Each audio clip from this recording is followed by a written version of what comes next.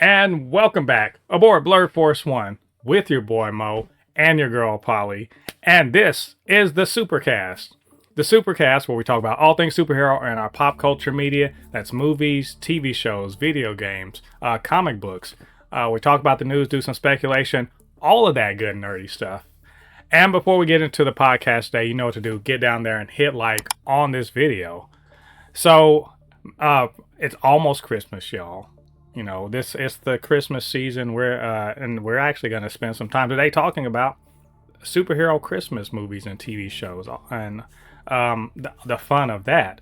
But just because it's almost the end of the year doesn't mean big news isn't happening. There's some trailer stuff going on this week, and the continued drama of the whole Warner Brothers Discovery sale. That is the story that just keeps on giving. And I am here for all of the drama. But before we get into talking about all that good stuff, oh, and I forgot, are going to talk about our best of 2025. It's been quite a year, so it's going to be a good time today. Before we get into that, though, let's say hello to our resident Reed Richards truther, comic book aficionado, and just all around cool geek gamer. Wait, gamer? Yeah, you game more than I do. And and Blurred. Polly, how you doing today? Oof. It's been a difficult week, but I'm doing fine. It's almost over. Yeah, it is. It is Thursday, so for me, I'm on my weekend, but you're almost there. You're gonna make it one way or another. I'm trying to survive. So, what you been up to nerdy this week? Not that much.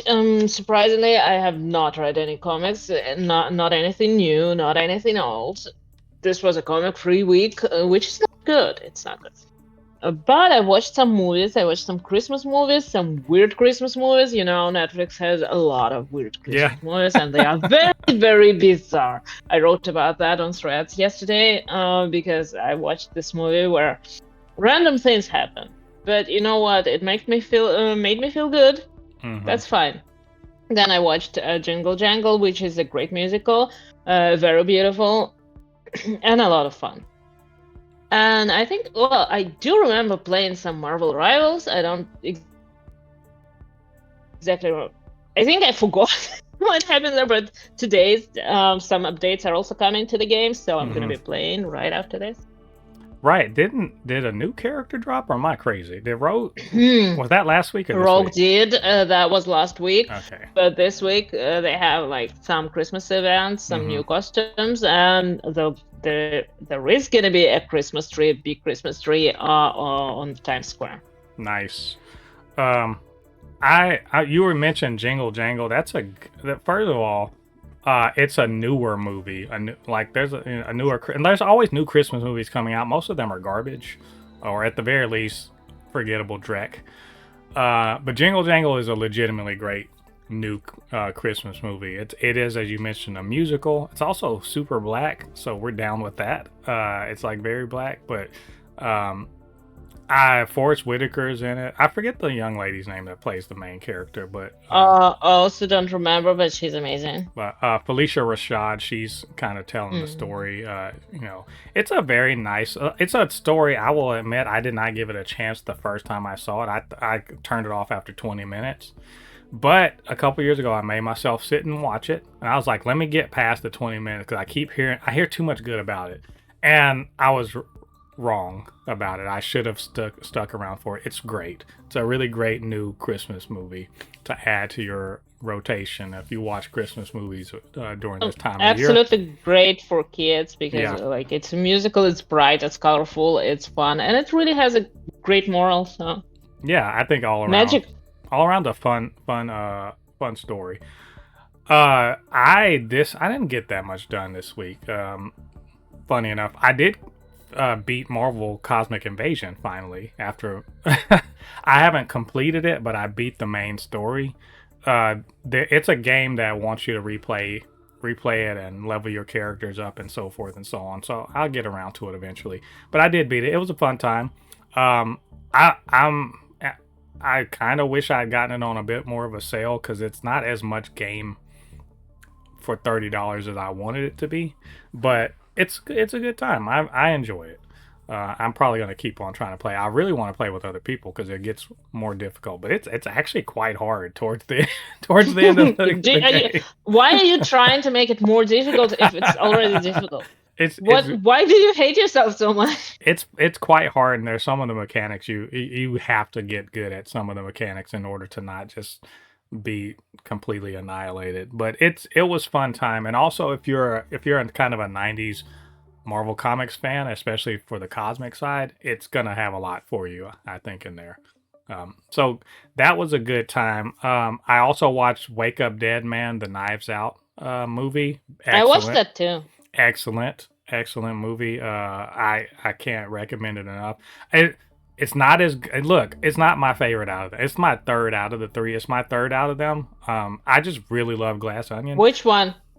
I love Which Glass. one is the best one? To me, Glass Onion is my favorite. Same, mine too. But they're all really great. But I will say, I love Glass Onion. I think Josh O'Connor may have delivered the best performance in all of the Knives Out movies.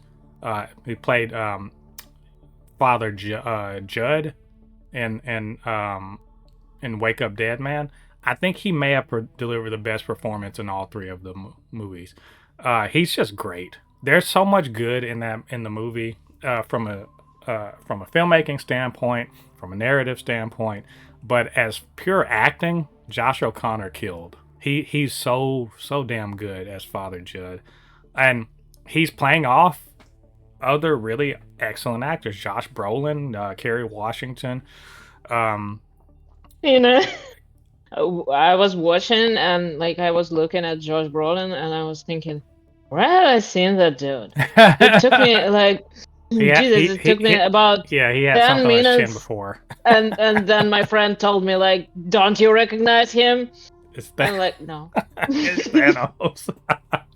Yeah. Yeah. Let's see. Jeremy Renner's in it. Yeah. But Glenn Close is in it, and they both. There's one scene with them. Well, there's two scenes that Josh O'Connor really shines in that movie.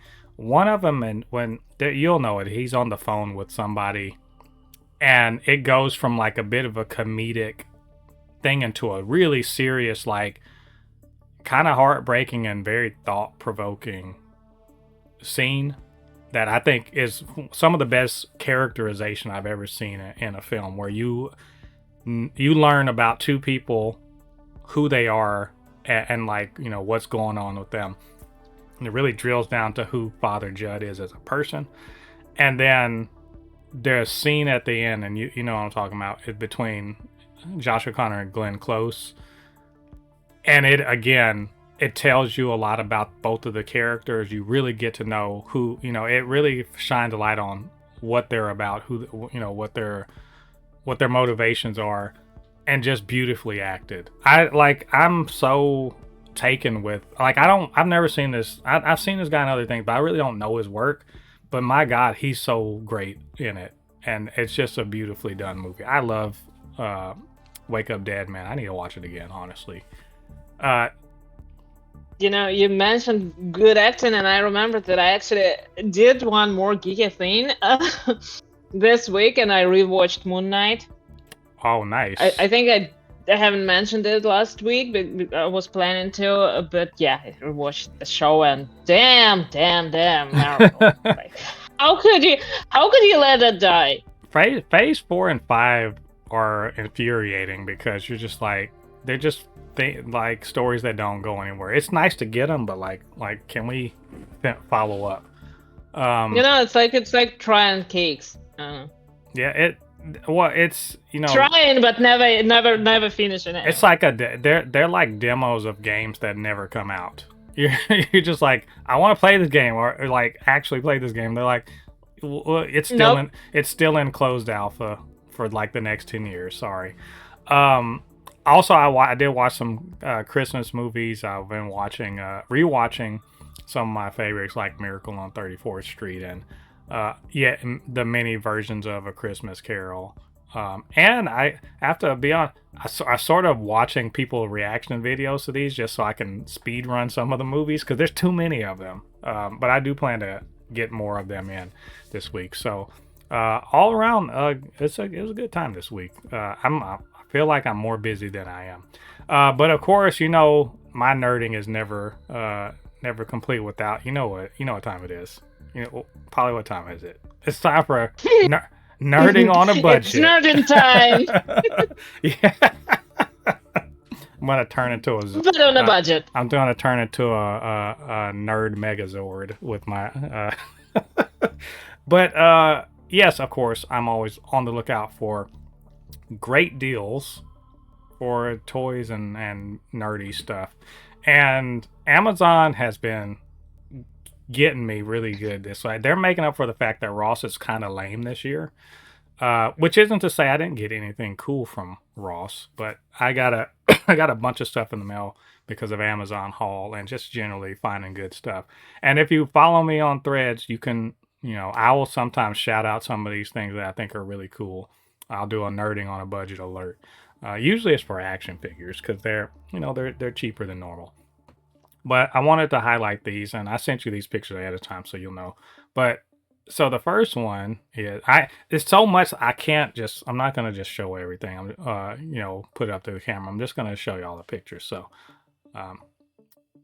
first one, and this is like a bunch of stuff. So I got 2 figures in the mail, and one of them, let me see.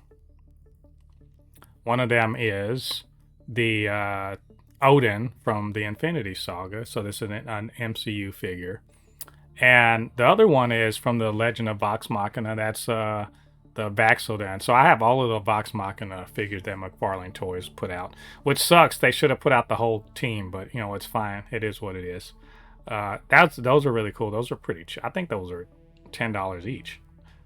I also got a 4D build of the Black Panther face mask, which I can't wait to put together. And I got a couple of Horizon Forbidden West figures, one of Alloy, which is really cool. I gotta actually take it out the box. It's really, really cool though. Some Funko Pops, Brave New World Captain America. I got the X-Men 97 Magneto, and I got the WandaVision Agatha, like the meme Agatha, that's a really nice Funko Pop. I also got Marvel Legends X-Men Avalanche figure and a Marvel Legends Everett Ross figure, and that's one part of a build a figure so that I can eventually put together a Tuma. I'm halfway to a Tuma, and a Horizon Forbidden Dawn, another figure from there. Or Forbidden West. And I got a 4D build TIE Fighter. So now I have a TIE Fighter and I have an X-Wing that I'm going to put together and put right next to each other. And I got a Star Wars Black Series figure. And I forget the name of this guy. His name Dagon something or other. But he's a Jedi from the video game. And I got another Black Series figure from Moan. I forget his last name. But he's a figure from A New Hope, a really cool looking one. And today, and you just saw these, I got these in the mail. I got a Superman movie from the movie, the 2025 movie statue, which was, I think it was $10. So that's, excuse me, that was a steal. And I got two last Marvel Legends figures that I just got in the mail today. They are both Namor. So you would think I'm Sue Storm with how many Namors I got around me. But I got the Wakanda Forever one, and I got a comic book one. So I think somebody told me it was his emo era. I don't know anything about that. But isn't every era an emo era for Namor? So I don't know. The thing is, I don't know this enough, but it was like $9. I couldn't say no to that. I just couldn't. Sorry. So that's all. I did a lot of. Look, my credit card hates to see me coming when it comes to these. It's cheap, but like what they call it, death by 1,000 cuts. That's pretty much what's happening right now. I am filling my room. I'm not kidding. I'm filling my little office up with so much stuff, and I don't know where to put it. I literally just have Isn't your credit card company calling you already? Like, you know. did an 8-year-old child steal your card? Yes, somebody. Yes, a kid did steal my credit card. Yes, yeah, it was not me. So yeah, it's look, I'm enjoying this. Like I said, I'm gonna pay for this later. I really I don't know where to put this stuff. Like I'm gonna have to like make a display or something like that. I just can't say no. I have this problem with FOMO where like I don't have FOMO when it comes to like events or anything. It's deals. Good deals past like I'm still regretting I could have bought a True child of capitalism. I've gotta buy. I'm an American, damn it. If we're not buying something, something's wrong with the world. So something is wrong with the world. well, yeah, it is, but like something's wrong with the world if I'm not consuming. As the Conehead said, must consume mass quantities. So, but that's my nerding on a budget for the weekend. So that means we are going to jump into our news. There's a very brief news segment this week. That's right, we're not doing Polly's comics because Polly didn't read any comics. Polly didn't read any comics. It's okay. But do go read Ernie's, aka Blurred Without Fears, Heart of the Darkness #1. Go show him some love. Go show him some love and definitely shout him out. Let him know you read. Talk about it. Exactly. Tell everyone you know. It's really good. So our news this week, we only got a couple things. So we're going to talk about the WB Discovery Board. They've rejected Paramount yet again. Paramount's going out sad. That's all I'm trying to say. They're going out sad. Like no more. Yes, it can't. But rejected again. Yeah, it's pretty funny. If it would be more funny if the fate of of our media landscape wasn't hanging in the balance here. But we are going to talk about that, and also all the drama around the leaks of Doomsday and Spider-Man Brand New Day teaser trailers, and a Doomsday clock has surfaced as a part of this. What's going on here? Like we're gonna really try to find out. Then we're gonna talk about the superhero holiday specials, the various ones. There's a bunch. We'll try not to linger on them too much, but there's a lot. There's so many that no way we got to them all. We're gonna talk about the ones that we did get to, and then we'll do our best of 2025 list. We're gonna do our top 5 favorite things that came out superhero related this year.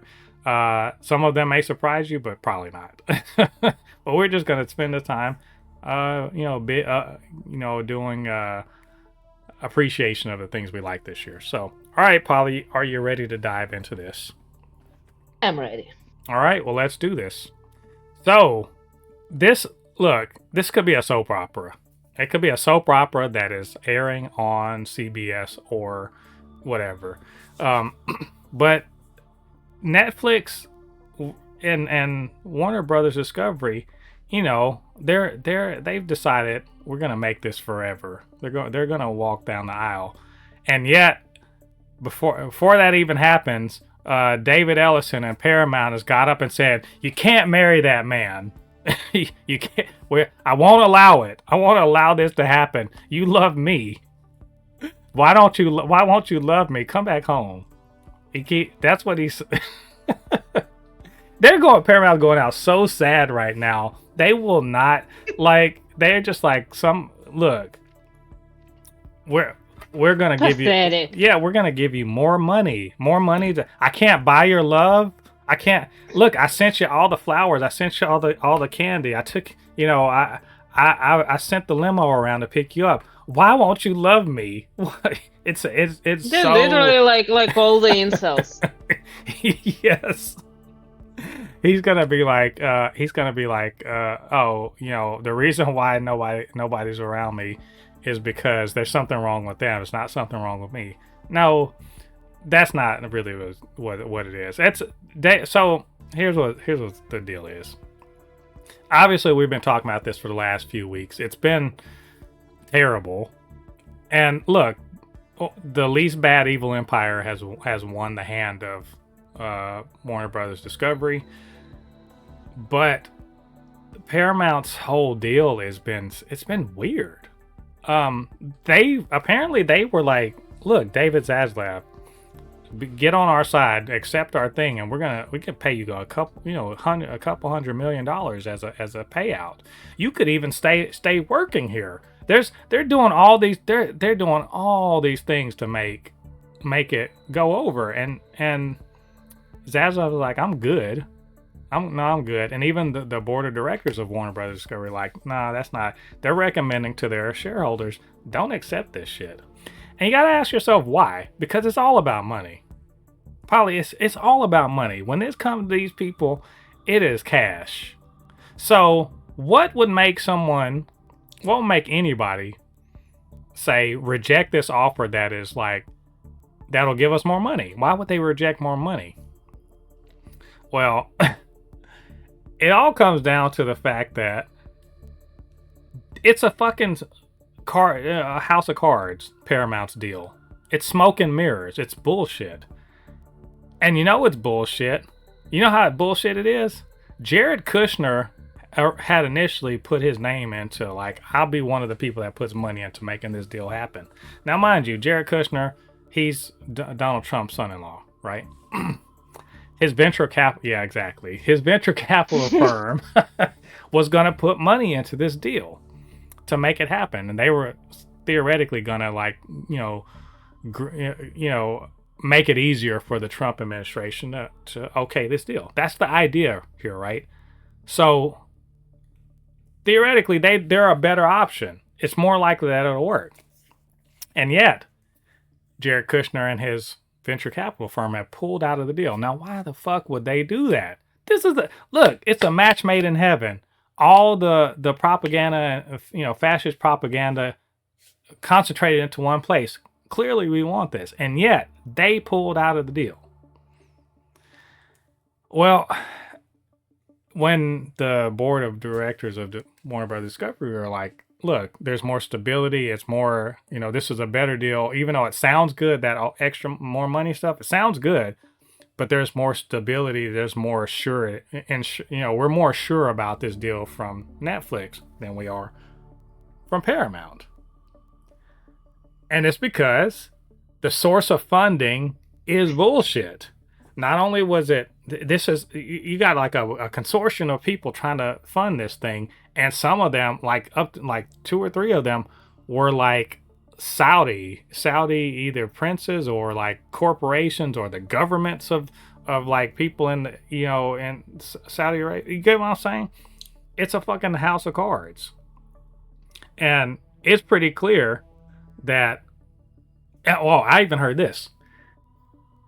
David Ellison was using his own personal trust fund to back this, right? So Larry Ellison says that they're multi-billionaires. Larry Ellison and David Ellison are putting their own personal money into this to make this happen. Plus whatever Paramount Skydance, which by the way, as I said last week, they just bought Skydance just bought Paramount. They do not have money. I don't give a fuck what they say on paper. They don't have money. They just acquired Paramount within the last year. And they're going to turn around and acquire another studio? They don't have the money. So Larry Ellison has to put his personal billions up. David Ellison has to put his trust fund up. Jared Kushner has to get his VC firm and put their billions up. Then they still ain't got enough money. They got to go get some money from Saudi Arabia. This shit sounds suspect as hell to me. I don't know about you. It sounds suspect as hell to me. And it's suspect enough that Jared Kushner is like, you know what? If they just said no 8 times, I am not going to give you the money for this. Sorry. Bye. And this shit is, to me, it looks like the shit's falling apart. I guess let's celebrate. It's better than the other way. Apparently there is a limit to how much ultra rich people can do. They can't always get their way. It's just That's nice to know, because in my experience and like in all the stories I remember, they always got what they wanted. It's nice to see that. There is just there are some things that they can't do and that they can't buy, and it doesn't have to like be a specific person's no that stops them. It just has to be a chain of events. I don't know. mm-hmm. It feels a bit like Divine intervention. watching all of this stuff plays out. It feels a bit like in Clash of the Titans, where the you have all of the gods are up there and they're moving around the little clay figures of people. That's how it feels, because Zaslav is one of these rich ass motherfuckers too, and all the people on these boards are a bunch of these rich. They all know each other, right? They all know each other, and they're smart enough to be like, this is not real. Even in our world, where there's not, everyone's worth $1 billion, but most of it is like assets and not actual, or it's stock and it's not actual real money. Even they were like, that is not real money. The shit y'all putting together, you may as well said I could have $1 million trillion billion dollars. You can have I'll buy it for a Google dollars. You don't have that. That's not real. Everything you're saying, none of the shit is real. It's just your word. None of it's real. And I need real money. They did throw a fit, and like they didn't even have the money, and that's so ridiculous. That's so pathetic. And again, these are the people that are running the world. I mean, how the hell? It's hilarious, and it's wild and hilarious. Look, I'm not gonna lie. It's pathetic, and yeah, it's funny. It's scary, but it's funny, and I just choose to laugh at it. Yeah, I get a little pleasure from it because, and look, I don't have any real personal beef against David Ellison or Larry Ellison. I just think that they are terrible, and they have their vision for the country I live in is horrible. Their vision for the world we live in is horrible. You do have personal beef with them. But I mean, I don't know shit about them outside the fact that their politics are garbage. And also, pretty sure that's all you need to know about them. And also, they ruined CBS News as evidenced by the bullshit that they've done this week with the whole Charlie Kirk widow shit. It's just like that's a kind of their preview of what is going to be like in the future, and the future is terrible. Like they decided George Orwell wasn't a warning, he was a blueprint, and we don't need that. So yay, this is hilarious and funny, and I'm here for the drama. It's just, God, why can't they all just like, why, if I really want Thanos to show up and just be like, and just get rid of them. But it's random. Again, it's random. Yeah, it's well. It might somehow. I think that we're gonna end up in a situation where normal people disappear and then shitheads still remain. Oh well, I'll take. And there is more of them. At least we don't have to be around them. Now I'm starting to sense some, nihilistic Russian tunes in there. Hey, where eventually we'll all land there. Probably yes. But just happens to some people sooner. I hate this whole situation, but I do enjoy the Schadenfreude, and also the deeply incel reactions from Paramount. I hope they continue to fail. This is good. But anyway, well, we're going to talk about this some more. When we get some more news over the next few weeks, so we'll let you know about it then. Our other news, and I'm going to tell you, I am mostly uninformed about this on purpose. But even me, as uninformed as I am, I can't avoid the fact that Doomsday and Spider-Man leaked trailers is all over social media. Can't not get away from it. Allegedly. That's actually the main fun of this whole topic.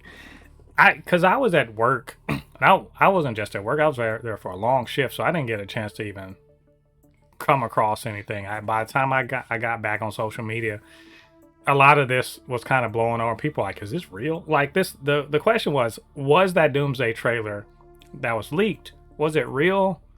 Was it AI?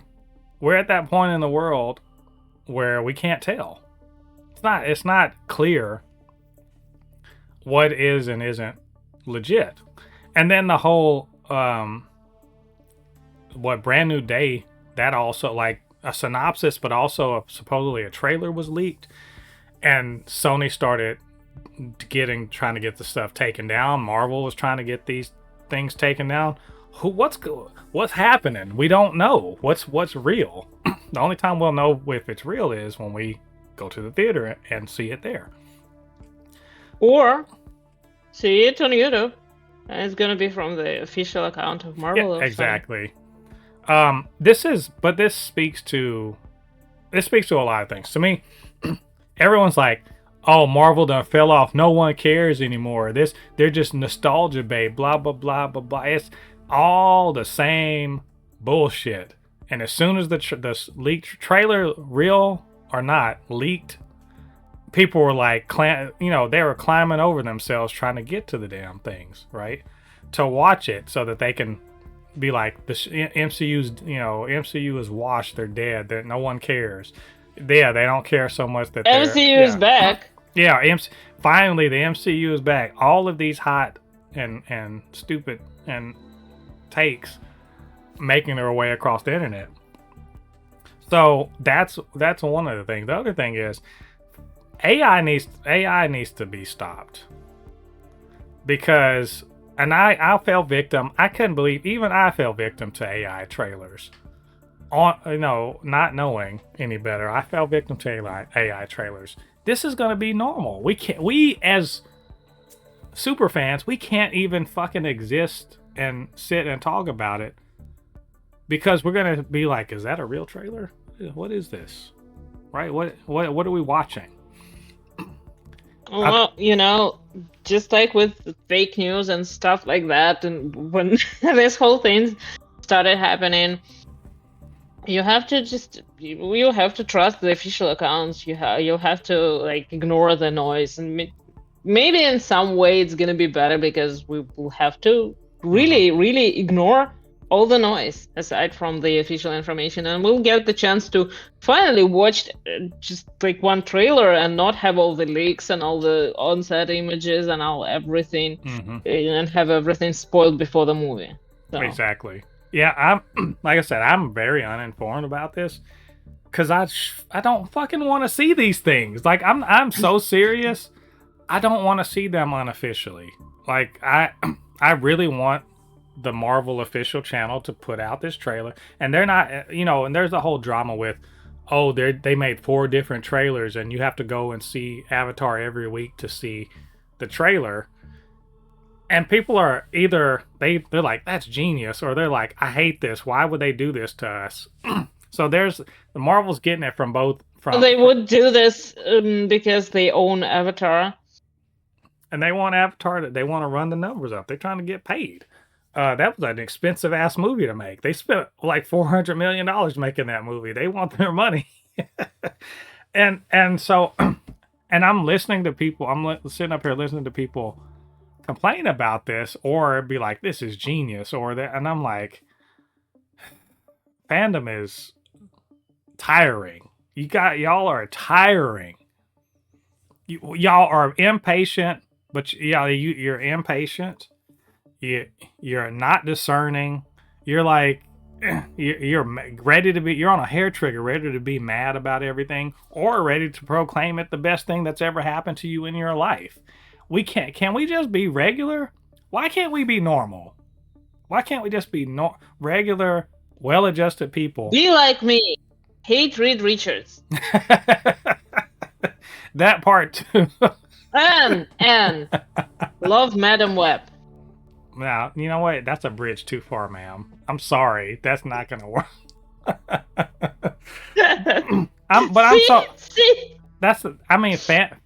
Internet fandom is, like, I love it, but I just want to shake some of y'all sometimes. Just take, almost like in that Batman meme, like with Robin. I just want to be like, y'all stop.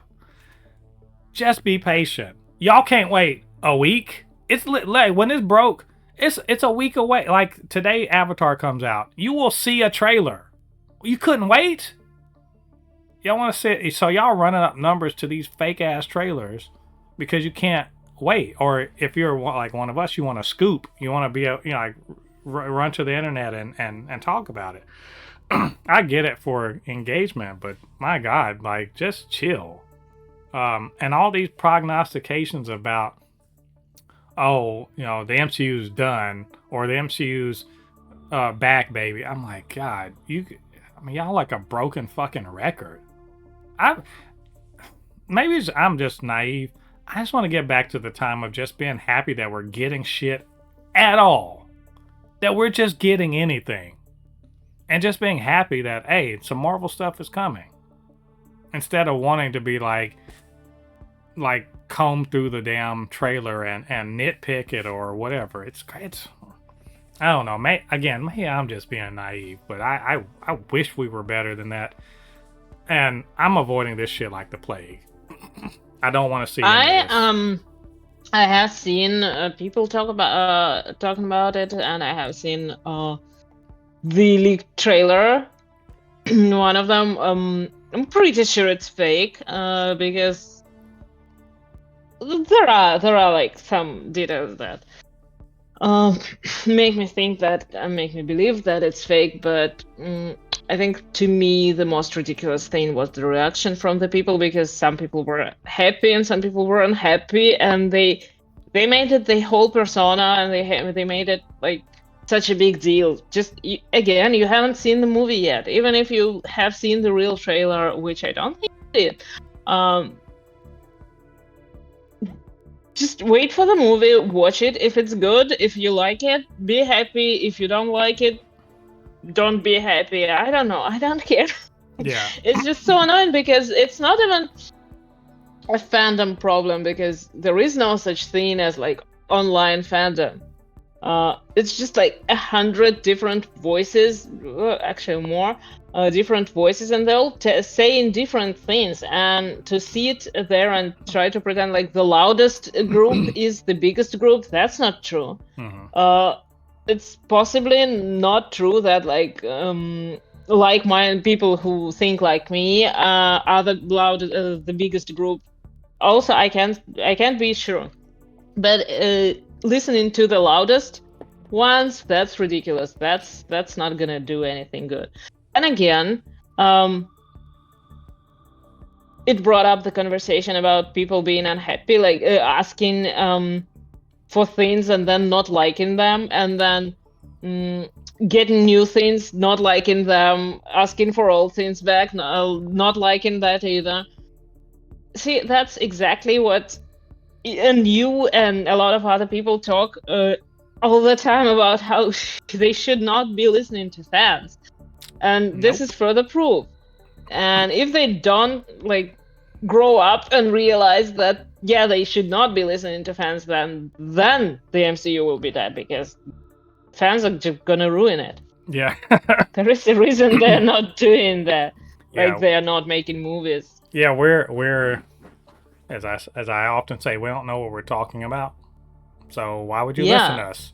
We don't know. Kind of a big problem for me, a big issue for me personally, because I see what sometimes fans do to property. It's nice. On one hand, it's nice that a fan comes in and adds the input, knowing the story, knowing the characters, but sometimes it just does not work, because fans, they have their favorite characters, they have their favorite stories, they're trying to do not right in particular by their favorite character. They're trying to do to arrange everything so that the thing they wanted to happen.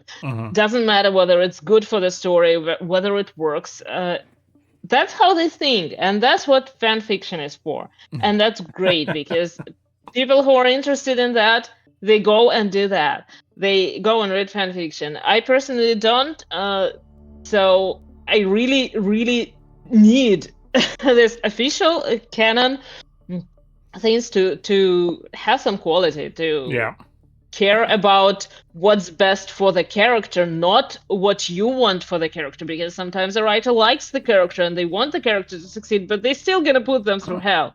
Yeah. Why is Daredevil one of my favorite characters? Because I absolutely like the character. I don't like him as a person as much, but it's his suffering and his disastrous life that makes him interesting. Hmm.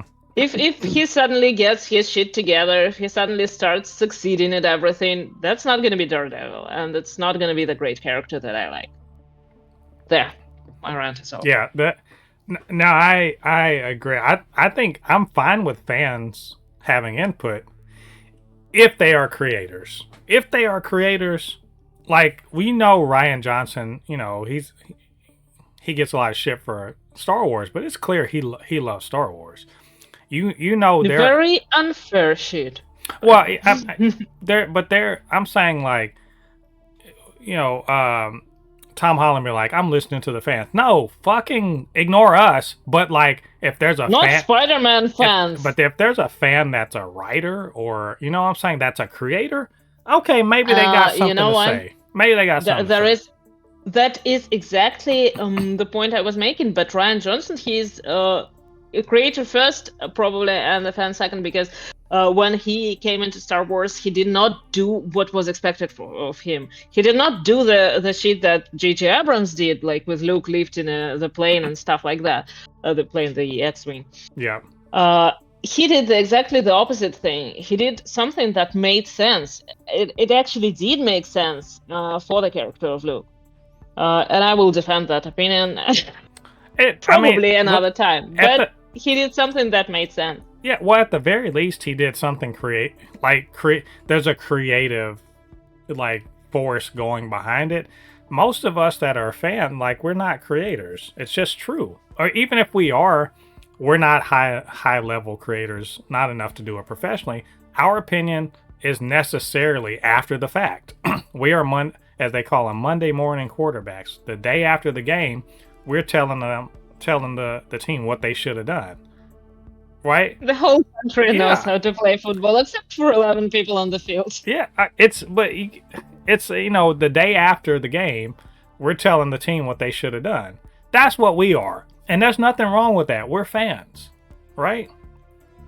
But the coach shouldn't be going up into the stands being like, "What should I do next?" Don't ask us. That's your job. That's your job. Your job is to put something in front of us. Like I say this all the time. Don't ask us about what we want the next story to be. It's fucking irrelevant what we want the next story to be. I want to know what story you think should be told. That's your job. Give me something I didn't know I wanted. That's nonsense with nobody asked for it. Yeah, I hate that too. But nobody asked you whether you want it or not. You either get it or you don't. Yeah, that's all. Stop asking. In order for there to be, a franchise, that has to start somewhere. In order for there to be, a trilogy, there has to be a first one. You have to give us what we didn't know we wanted. People didn't know that they wanted, the first Iron Man. We thought it might be cool, but we didn't know we wanted it, right? People didn't know that they wanted, the X-Men movie when it was first made, the Bryan Singer one. They didn't know that. They didn't know they wanted Blade. None of these people knew. We didn't know that. We just said we wanted something cool, and you figure it out and give it to us. You're like, that's the job. Don't ask us. Stop fucking looking at us for your source of inspiration. You are going to fail at that because we're not good. We're just not. We're so basic. I'm not trying to shit on fans. What I'm trying to say is the reason why they're in Hollywood making shit and we're here watching it and talking about it is because they know they're good. And we're not. Some of them. Yeah, I mean, even the worst screenwriter in Hollywood is better than pretty much everybody else that's not doing it. The worst. I mean, look. There is a curve, okay? Because some people writing the scripts, they just can't get them made. Some people don't have the money, some people don't have access. That's a complicated question. It's Yeah. not a question of quality, it's a question of access, because it's much more difficult, like if you're a talented writer from, I don't know, somewhere in Who Siberia. Okay, it's the it's person that much made Madam harder Web? to make a great movie than the Yeah. person who made Madam Web, Yeah. I guess. Yeah. But But even the people point that is, made Madam Web, even the people I'm look, still, I don't like Madam Web. I don't.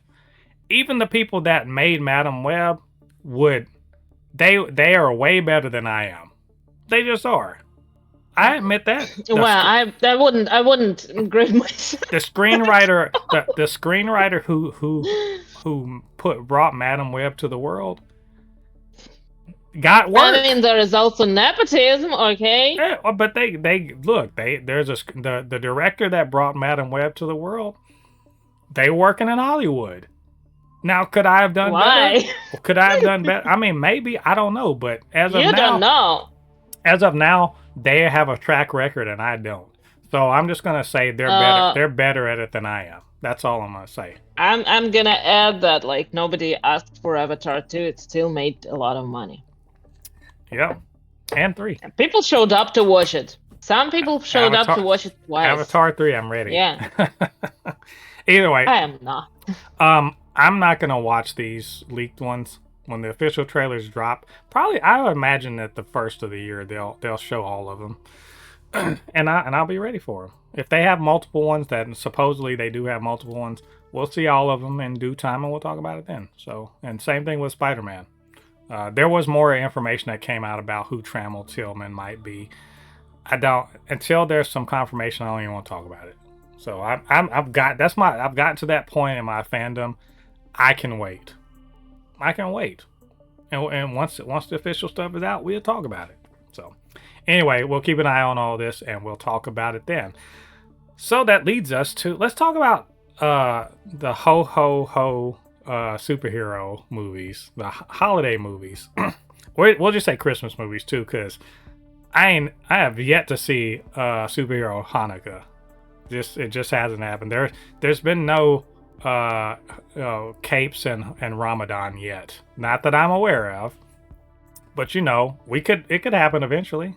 Let's just say Christmas. New Year. New Year Spider-Man or something. I don't know. Mostly it's Iron Man 3, actually. It's Christmas. Starts stuff. with the New Year. Ends with Christmas. Does Iron Man 3 start with the New Year? I don't remember. Which is Yeah. funny. I just watched this probably about 4 or 5 months ago. I forget. Literally starts with the New Year. And that is one of the things on the list. But this is holidays are always a good time to just let's have a special.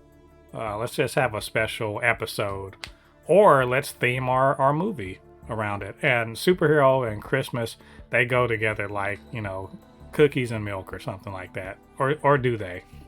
I thought we would run down some of our more notable, you might even say favorite superhero outings around the holiday times. And let's maybe even rate them. How Christmassy are they really? So there's movies and TV shows. There's a ton of them. I didn't get to all of them. I ain't got that kind of time. You mentioned the X-Men Evolution episode. I don't even remember that because I don't think I really watched much of X-Men Evolution. I know X-Men 97 had some Christmas, not 97. X-Men, the original anime series, had some Christmas stuff. They had at least one Christmas episode. I don't remember it. So, I think I saw an image of it, and Storm, of course, had like a bunch of boxes and bags from the department store because, of course, she is. She's a fashion icon. But I did watch a few of these. So this is mostly going to be for me to talk about, but chime in if you remember these. So holiday animation. I watched all 4 of these, and they were mostly Batman, oddly enough, but also Gotham City, for being a shithole, it sure does dress itself up really nicely for Christmas, I have to say. So there was an episode, an iconic episode, I might even say, from Batman the Animated Series called Christmas with the Joker. It's really good. Do you? I don't. The Do you? Christmas is not great in this one. Yeah. Christmas. Yeah, with I the, watched it recently. it's really good. It's a really good. Like Mark Hamill's, he's iconic as the voice of the Joker. But it's a super like Joker holiday, and he's got Batman and Robin running all over the place, trying to deal with his shenanigans. Like he's like, y'all blow up the tracks on for this train, this commuter train. I'm like, you are. I'm like Joker, you're wild. And at the end of it, he's just like, what I wanted for Christmas was to hang out with you, Batman. And I was like, it's a really good episode. I think another one was is where Ivy and Harley basically use Ivy's mind control lipstick to get Bruce Wayne to treat them to like a really Merry Christmas. Well, they're not wrong for that. It's again, and this is back in the 90s before they decided that Harley and Ivy will be more than friends. They what do they call them, roommates? Was that is that the euphemism? They're roommates. They're really good friends. They're just roommates that have lived together for like the last 30 years.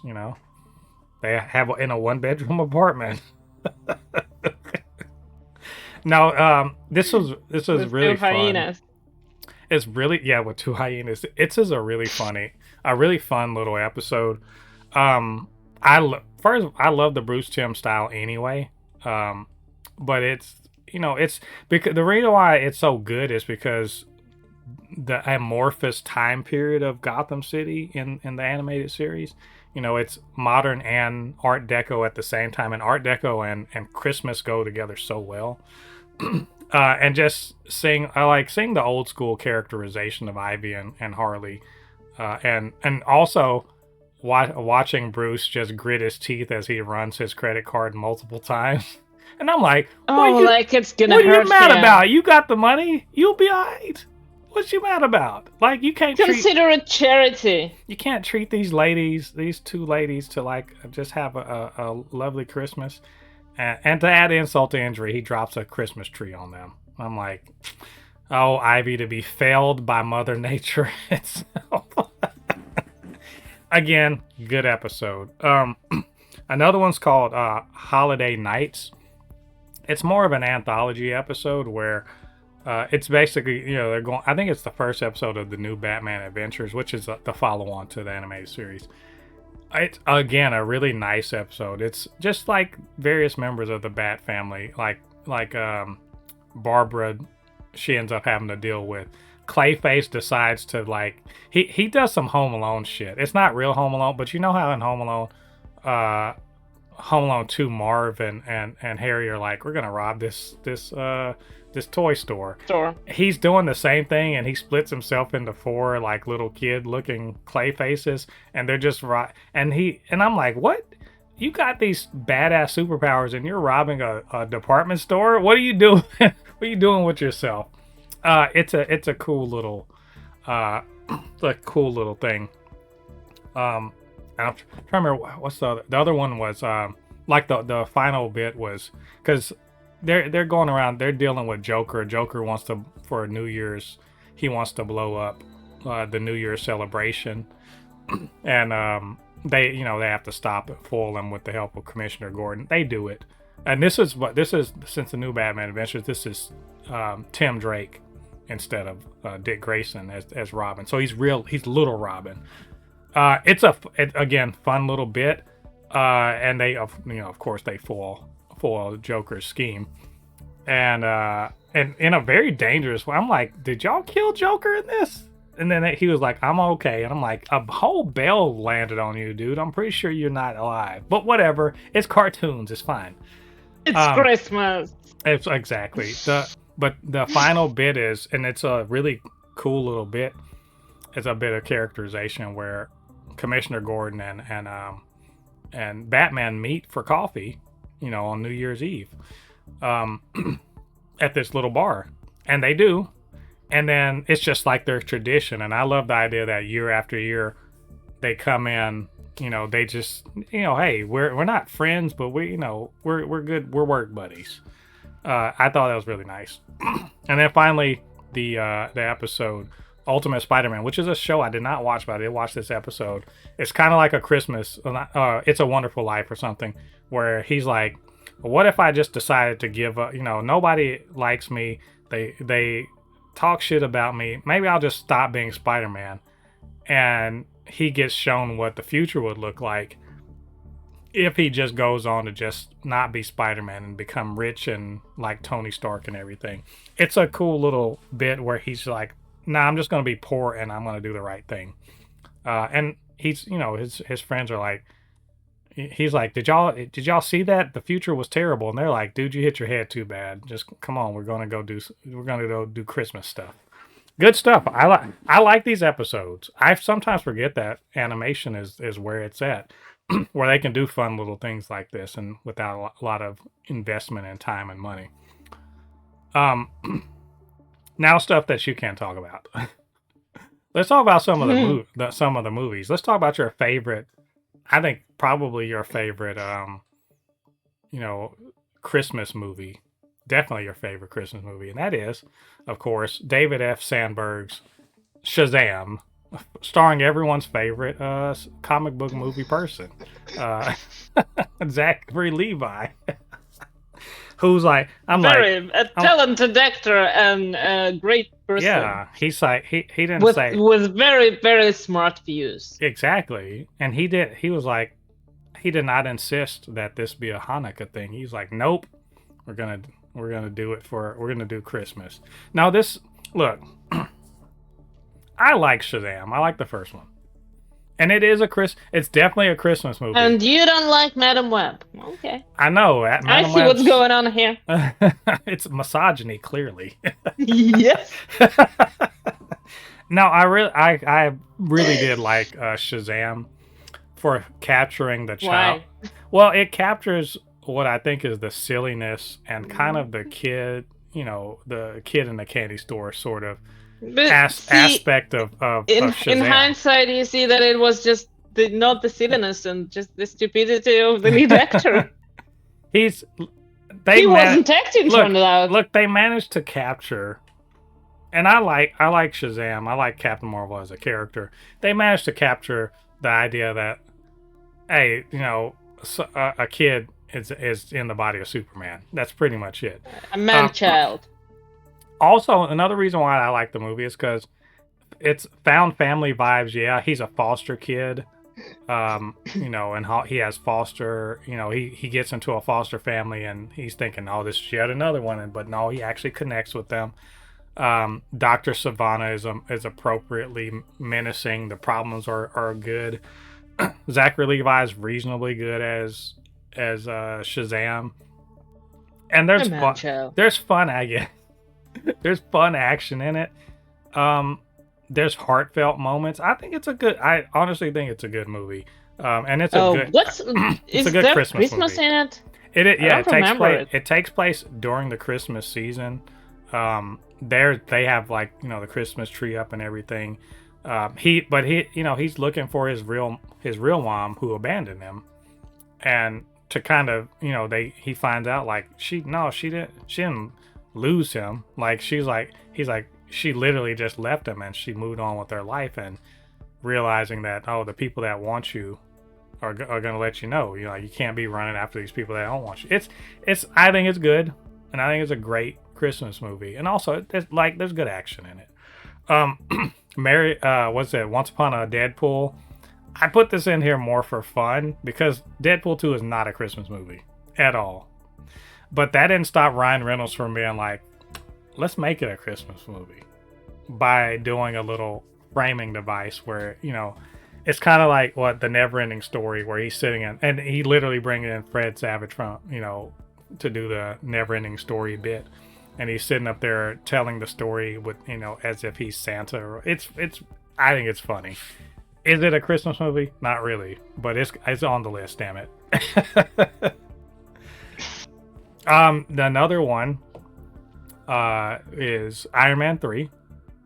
And look, it's a Christmas movie, damn it. That's a Christmas / New Year movie. Yeah, it's a good one. Or actually a New Year / Christmas, because it starts with New Year and ends with Christmas. Yeah. And I don't know how you're gonna swim that. Probably just become Orthodox so you could celebrate this after New Year. Exactly. I think it's a really good. I think it doesn't. It is, first of all, it's the first $1 billion Iron Man movie. You know, I think it made 1.1 something billion. I don't think it gets the credit it deserves. I think it's good. I really like Iron Man 3. Actually, it's way better than 2. Far better than 2. It's equally good. But it's a fun movie. I literally don't see the problem with any of them. It's a well. I'm not. You know what? I'm not gonna. This is not about Iron Man 2. It's about Iron Man 3. It's a good movie, and it's explicitly Christmas based. You know, he's literally in a town that's snowing. There's Christmas trees being sold. It's Christmas. Yeah, he's in the end. He's got this kid, and they're kind of like teaming up and everything like that. And there's even a part where you even see in the mansion before it gets blown up. Oh, there's Christmas trees. So it's a very much Christmas movie. And the horrible bunny. Yeah, he can't, for whatever reason, he cannot give a good gift. How can you be so rich and so bad at that? Well, that's because he asked his assistant to buy a gift, and technically Pepper used to be his assistant, and she knew what he would buy, and I don't know, either she bought it for herself or the new assistant just really sucks. I'm assuming he got better at it when he became a dad. I hope. No. Nope.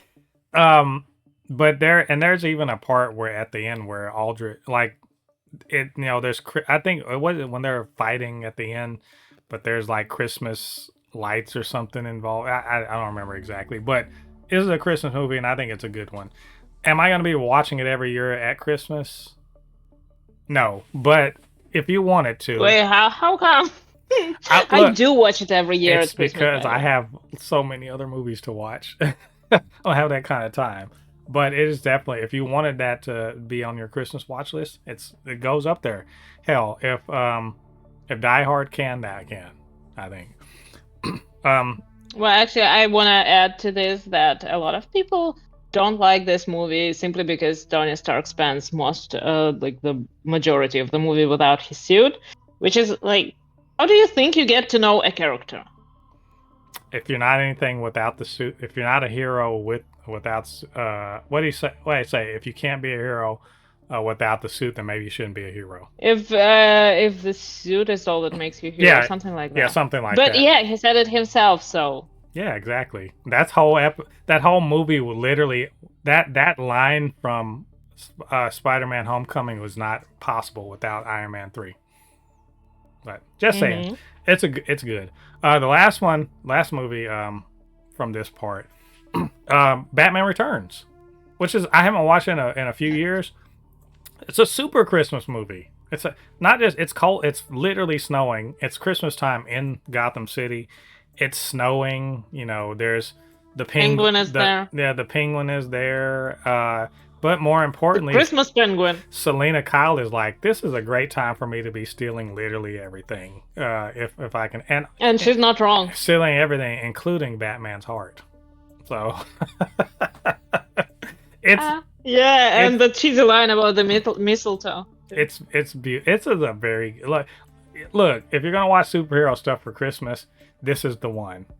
This is the one. It's not the only one, but this is definitely, especially for the old school vibe. And Tim Burton was like, you know what? I've decided that everything's going to be on a set, and if everything's going to be on a set, we're really going to do this whole Christmas winter vibe and do it well. I think it's a great movie and a great way to spend get some holiday cheer. So we got a few more. These are the ones I have watched recently. Hawkeye, the series. What a great Of one. course. What a freaking great holiday show. Explicitly about the holidays, because there's a countdown. It's, literally they're like 6 days to Christmas. So it's a week before Christmas. Kate Bishop, who idolizes Hawkeye, gets herself in a bit of trouble because she decides to put on the Ronin suit and she don't know what the hell it's about. And it starts all this trouble for her and for Clinton Barton, who happens to be in the city for some Christmas stuff. He's there to see the premiere of Rogers the Musical and just spend some time with his kids because, they've been gone forever. And it turns into a whole thing. And I'd say a very fun thing. This show is so damn good. Haley Steinfeld's great as Kate Bishop. We get Yelena.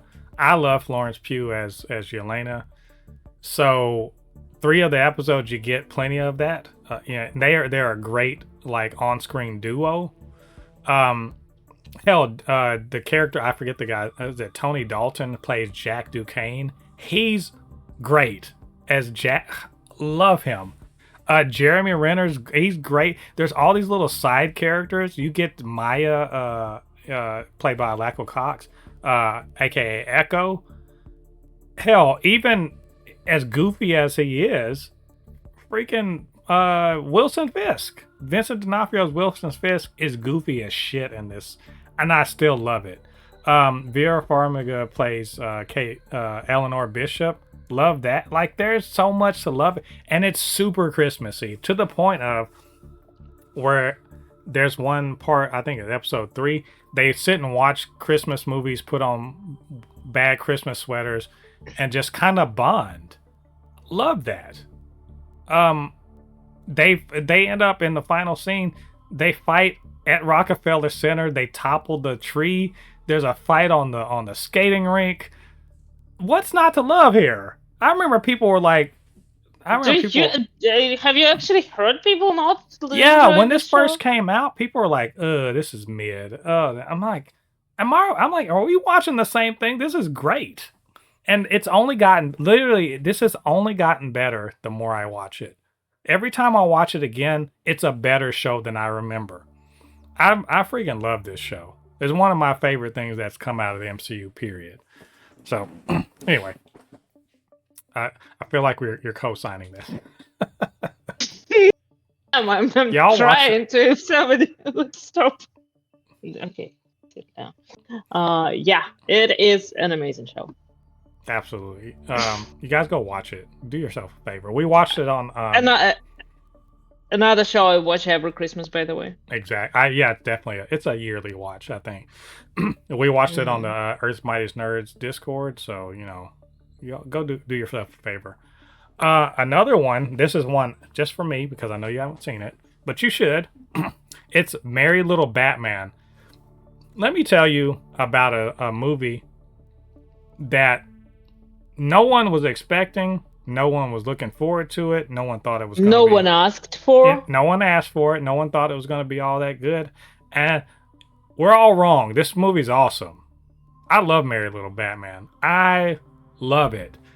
Yes, it's a kid's Christmas movie starring Damian Wayne, who, if you know the comics, is a little douche. He's a little turd. Little shit. He is. His name is Damon Little Shit Wayne. And his mom gave him that middle name. That's messed up. Yes. But this is obviously an alternate version of him. He is just a fun-loving little kid that really, really wants to be Batman. And his dad, on Christmas Eve goes out to answer a call from the Justice League, and he's lured away.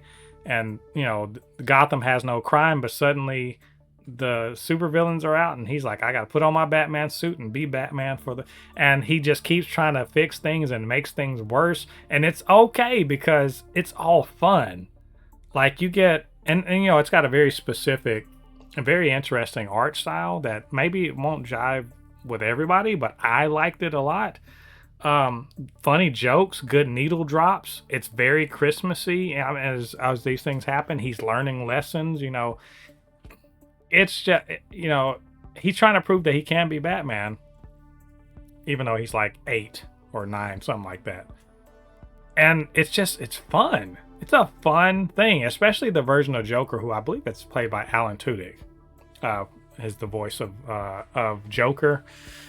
You get Bane, and Bane is in this. Y'all, Bane is in this show. I mean, this movie. It's really good. I really enjoy it. I think it's worth watching it. I need to. In fact, I'm going to be watching it tomorrow on Earth's Mightiest Nerds Discord, because I know a lot of y'all didn't watch it. You need to come in and pull up and listen. Watch it with me. So, and I invite y'all to do that. Last one is, I think, this might be the one to watch. If you don't watch any other holiday themed superhero things, watch this one. I know what it is. You know what it is. It's the Guardians of the Galaxy holiday special. Magnificent. Absolutely. One of the best MCU things, period, at all. Definitely, if you like Guardians, you gotta watch it. It is so fun. It's not taking itself too serious, and it's got two of the kind of the more comedic people in the team, on the Guardians team. You got Drax, you got Mantis. It has all the Guardians. It's just those two are the leads. Yeah, they're the main people. Knowing that this was conceived of, and I think James Gunn, because he's just he thinks like this. He knew he was going to have the team together for Guardians 3. They're going to be filming it anyway, and he comes up with this story, and it's like an hour long. They filmed this little story, and it's just a fun little adventure that is very explicitly, Christmas theme, where they don't know shit about Christmas. They just know what Peter Quill says about Christmas, and Peter Quill, what he knows about Christmas is based on his 11, 12 years he lived on Earth. And they just the song in this movie is brilliant. Where they at the opening song, where they're like, "This is what Christmas is about," and it's the most wrong. It's so incorrect. But it's so awesome. And everyone's really James Gunn, people like, he's just so crass. His humor's crass, and y'all don't understand. And maybe watching some of his stuff, you really understand. Actually, James Gunn is a big old fucking softy. He really is. He is, because for all of the crude humor and all of the silliness and that's going on in his movies and TV shows, and in particular, and in this. He, at the end of it, he actually is very very sentimental. He's a very sentimental person, and it shows that their whole thing is Peter's down about where we are, and Gamora and everything. Let's cheer him up. We're gonna bring him the thing he really wants, which is his hero, Kevin Bacon. And so Kevin Bacon gets to be in here as himself. And he has to deal with Drax and Mantis being silly as hell, and relentlessly silly. The setting of nowhere is dressed up in Christmas finery. There's little, I call them cameos, but small bits where Rocket and Nebula and all them, they exchange gifts. What the fuck is there not to absolutely love. I watched it again.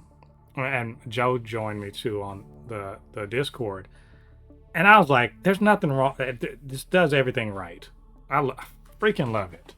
Anyway, been going on a lot. That we need more of that. I think that's the thing is we can use more. I think I've said it before. More special, just special presentations. But why aren't more people saying, let's just do a holiday thing, let's just do a Christmas thing, let's do a Ramadan thing. They had such great movies for Halloween and Christmas, and what are we gonna watch for Easter? Mm-hmm. Exactly. And or even and I might, and I may be, I didn't prepare a graphic for this. Am I wrong? It was Miss Marvel. Did Miss Marvel take place during Ramadan? Was there Ramadan during I don't think so. there was oh no, it was a wedding. They were getting ready for a wedding. Yeah, they're I'm two wrong. different things. Very Yeah, different. but they could do a Ramadan thing. Why not? Just saying. Anyway, those are the Let me guess, yeah. because nobody asked for it. I'm asking for it right now, damn it. Chinese New Year. Get Shang-Chi up in this bitch. We can do it. I'm sure we can do these things. Forget the anti-woke, anti-DEI stuff. Let's have it. I want more. So anyway, these are the holiday, the superhero holiday things. Cool stuff. Go, you guys go watch some of these things, and report back. That takes us to our list of the best superhero media of 2025. Our top 5 things that we loved this year. Uh, there have been more things coming out in some years. I think we had a good year of superhero stuff, actually. I had a really good year. I think, in fact, I might even say it may be underrated how much cool stuff we got this year. Um, and I finally looked at the list of stuff. It's a lot. It's like a lot. I mean, I don't know if I necessarily want to go down the list and say everything that came out. Of everything? But we got, for video games, we got Dispatch, we got Marvel Cosmic Invasion. It didn't come out this year. We still have Marvel Rivals. Yeah, I was gonna say it didn't come out this year, but Marvel Rivals had several seasons that were very successful. We had, movie on the movie front: Superman, Captain America, Brave New World, Thunderbolts. For TV, you said you weren't gonna go. Oh, I may as well. TV, Daredevil was on TV. Ironheart, Invincible. What about Daredevil? Invincible, Eyes of Wakanda, Marvel Zombies, Friendly Neighborhood Spider-Man, Peacemaker, Harley Quinn, Gen V. Just like a lot, and I ain't gonna talk about comics. Just it's too many. Big. Not so many good comic section. Not so many. Oh, I'm saying. I'm kidding. We did have the crossover between Marvel and DC this year, so that's huge actually. Yeah, there are crossovers. There's DCKO has just started recently. One World Under Doom was running. There's just no, you're stepping on my list. I'm just saying there's a lot. Like this has been, I think if you're a superhero fan, this has been your year. And a lot of people want to, because people want to talk about how things are falling off and blah blah blah. I don't see it. I had a lot to watch this year, and I had a lot to love. In fact, I had a hard time making my list because I had to go down to 5. And I had to really think about 4 and 5 really made me think, because there's a lot that I did not dislike anything that came out this year. That's what I'm saying. Of all the superhero stuff that came out this year, did not dislike any of it. I liked them all to varying degrees, and I had to leave some stuff off. So I'm not gonna do honorable mentions. I'm just gonna go with the 5. So, but before I do, you have your 5. And I want to hear what you have to say about them. Okay, mine is very predictable. Obviously, I can't leave off Fantastic Four because I've been waiting for this movie, and I was very excited to finally hit Reed Richards on the big screen. Of course, I had to go with Superman because, again, huge movie, very impressive. And it was its impact is just hard to underestimate. To overestimate, underestimate, doesn't matter. Then in terms of TV shows, I forgot that Daredevil came out this year completely. I was choosing, and it was completely impossible to choose, but I went with Ironheart because it's a great show that was that deserved better and deserved more and deserves still continuation. But I really loved it. I enjoyed it. It was had every element that I would normally enjoy in a show, and it was great. And when it comes to comics, it's two events for me personally. Two events that were the most interesting is One World under Doom, because Doom finally took over the world, and that was cool. That was great. Thanks, Reed, for ruining it. And the second one is the Age of Revelation, which is very, very, it does feel very nostalgic, and I'm enjoying almost every issue that comes out in this run. It's pretty dramatic and just overall very fun. I will do an honorable mention because I forgot to do it before that, but The Power Fantasy is one of the best books that I've read in recent years. And, well, considering that most of the books were great, but this one was just wow. That's Nice. it. That's my list. That's a good list. Like, there's some crossover with mine. Not the comics. I can't speak to those because you know me. I barely read them, but I've heard you talk about them a lot. One World Under Doom, I think, is pretty universally liked. I don't know anyone that said that it sucked. Because well, Doom took care of them. That's one I'm looking forward to. I want to read that over the coming year. As I'm gonna make myself read comics more this coming year. So that one was the one I was kind of expecting. Ironheart, that's not on my list, but I do agree it was very good. It didn't get my list because there's a couple bits in it that I'm like, what? But for the most part, and you remember we talked about earlier this year, I liked it. I've had a good time with it. And it had Mephisto, so yeah. If y'all wanted to see Mephisto and didn't watch it, your loss. Yeah, I mean Mephisto finally showed up, so I think it's got some really good performances in it, and characters we won't see for another 5 years. But whatever. No, we'll probably see them in Doomsday and Secret Wars. So I guess that goes to my best of list for this year. They are going to be Fantastic Four, Superman, also Marvel Zombies, Your Friendly Neighborhood Spider-Man, and Peacemaker Season 2. You already talked like Fantastic Four. Look, it's just they put a Kirby and they put a Kirby comic onto the big screen, and I can't not love something like that. There's so much in it. Our review will pretty much tell you why. It realized it's maybe one of the most comic book movies that's ever existed. Like out and out, it's translating a comic book onto the silver screen, and I love that for it. Pedro Pascal and Superman does the same thing, by the way. Very similarly. Pedro Pascal is the least hateable Reed possible. He's still hateable. Look, I'm not saying he's not. He's just the least hateable. The only one that you could hate less is the Doctor Doom variant from Ultimate Universe. Yeah. Because he hates Reeds as much as I hate. He's the only one you're just like. He even hates himself. Yeah, he's just like, damn it, but he's a very likable Reed Richards, even though he you know why? It's because don't get your guard down. Look, he's gonna fuck up. The reason why he dislikes himself is because he recognizes he's like, something wrong with me. He's like, something is really wrong with me. I can see it, and I hope my son don't get it. So, but also Vanessa Kirby, love her as Sue.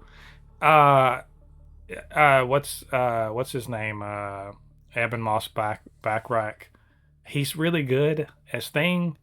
And I'm Joseph Quinn is a great. Hell, everyone's good. Everyone's good in it. And also just the vibes, the look. It does Galactus. It all. Oh my God, we finally got the real Galactus. Yeah, and he's cool. Like everything about it.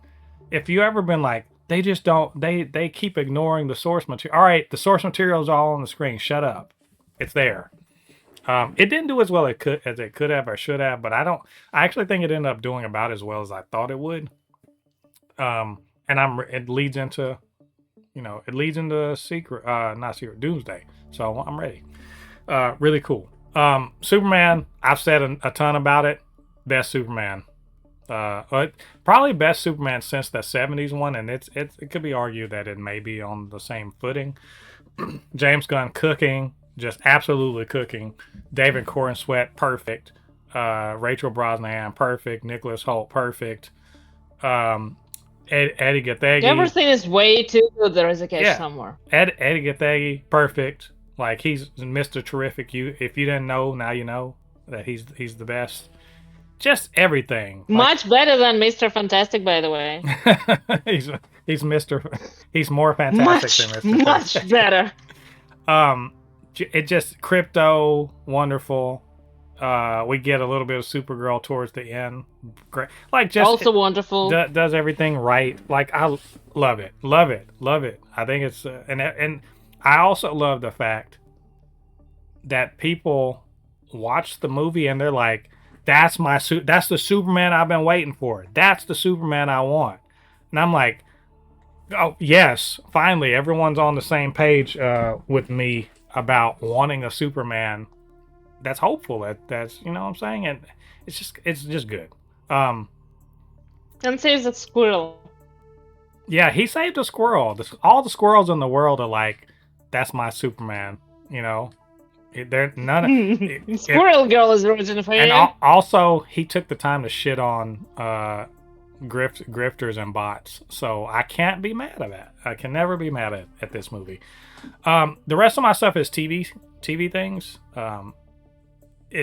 So Marvel Zombies, 4 episodes, bangers, banger.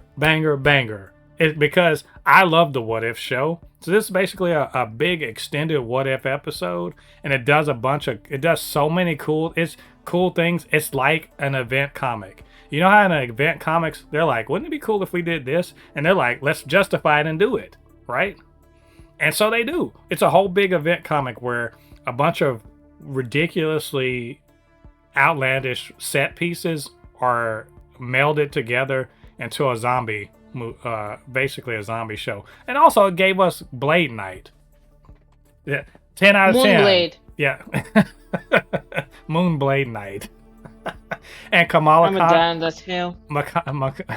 Kamala Khan was the main character. She's wonderful. We got partly the Young Avengers in there, but not really. Yelena, I mean, you can't do anything wrong in that. We did get Zombie Namor and Zombie Wanda, which, if you played Marvel Rivals, Marvel Zombies, then you hate them. Yeah, they're the bosses. She's terrifying. Also, we got that amazing Icarus versus zombie Captain Marvel. Dope. I love it. I love that. I want more. And hopefully we'll get a second season. Your Friendly Neighborhood Spider-Man, I'm considering the controversy it started off with because of the, Hudson Thames. It's fucking excellent. It is excellent.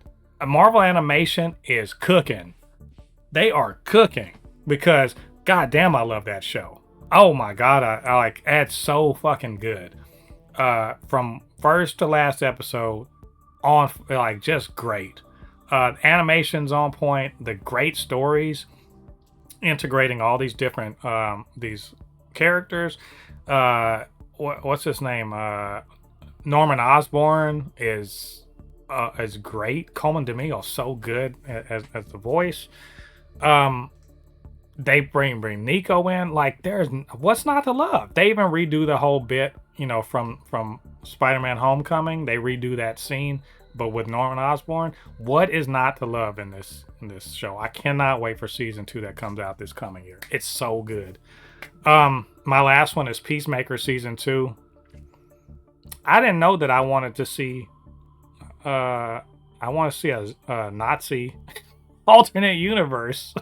I did not know I wanted to see that. Haven't you seen enough of that in yours? I mean, yeah.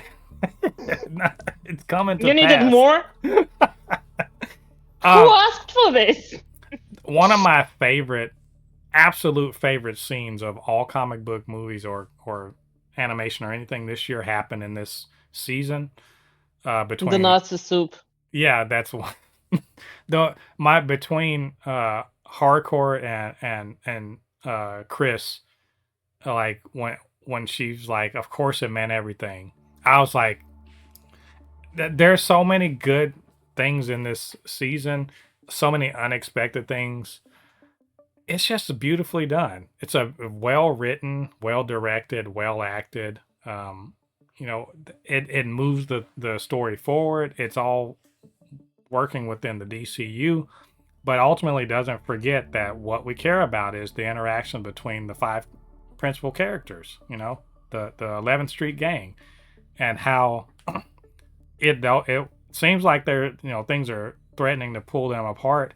Ultimately, they love each other and care about each other, and that's what brings them back together to the point where they will go to another fucking dimension to save one of their own. And I loved it. Peacemaker season 2 was better than the first one, which I did not think was possible because I love season 1. Season 2 just elevated, and it made me so excited for more DC stuff. But also, I love the fact that other people were suddenly discovering this because of Superman. They see this, and now they're just like, everyone's excited for the new DC. What a great year! This year was awesome. Okay, I hope 2026 is as good or better, because if it is, man, we're gonna be eating so good. What did we do to deserve this? What, you know what it is? I think it's because Wow, we actually don't. I'm so and people are rightly concerned for the future of the DC studios because of the mergers and everything like that. But anybody who takes on Warner Bros. Discovery and decides, forget this, we're bringing back Zack Snyder, you guys are idiots, and you don't deserve to be stewards of the DC properties. And just in general, Nobody's gonna do that. I That's just impossible. 2026, everyone's gonna be like, Marvel's so back, y'all, and I'm just gonna be like, it never left, just never left. You guys are just, I don't know, y'all on something. Not whatever it is, it's wrong. So anyway, those are our favorite, superhero media of 2025, and that's all of our news items and discussion topics for this week. Kind of a light week. That's fine. Whoops, I went to the wrong one. But that's fine. Maybe we missed something. You agree with us, disagree with us, want to tell us your favorite superhero holiday thing, give us your list of top things for 2025, whatever the case may be. You know what to do. Get down there to the comment section and leave your thoughts there. Of course, you can always hit us up. It's where is this at? There it is. supernotfunnyshow@gmail.com. blurred_forest1 on Instagram and Threads. super_not_funny show on TikTok. And while you're doing that, do me a favor, get down there, hit like on this video, subscribe to the channel, hit that notification bell. All that good stuff helps grow this channel, helps more people to see this podcast and all of the things that we do on Blurred Force 1. And of course, couldn't do this by myself. I needed Polly's, her read truth, but also her insight on comics and all of this nerd stuff to really help make this show what it is. So, Polly, where can they reach you on social media? So it's _mixed on Threads, on Instagram, and on Tumblr, which I'm about to post something to today. What? Hopefully. I'm going to think. Finally, yeah. I'm going to say been a while. It's comics related. Probably about something comics. Yes, probably it's about something very, very, related to night. Yeah. Yeah. I wonder what it could be. Well, you guys go show Polly some love, and go keep an eye on her Tumblr so you can see what she's talking about. It's comics related. So that being said, this is episode 211, the Supercast. Thanks for joining. Come back next week. We are going to be talking about our most anticipated superhero properties for 2026. There's a lot coming out. So we're gonna see, you know, where are we what are we looking forward to? And also, and this is, you guys be thinking about this too, we're gonna do our nerd year's resolutions. What are we what are we gonna be doing in 2026 that we weren't doing in 2025? It should be a good time. We're gonna reflect. What does it really mean to be a nerd in this time and place, and how are we gonna get the most joy that we can out of the comic book properties and you know, comic book fandom that we can next year. So be looking forward to that. So until then, I've been Mo, your comic extraordinaire on all things pop culture, joined by my good friend Polly, and we'll see you guys on the other side of the thread. Peace.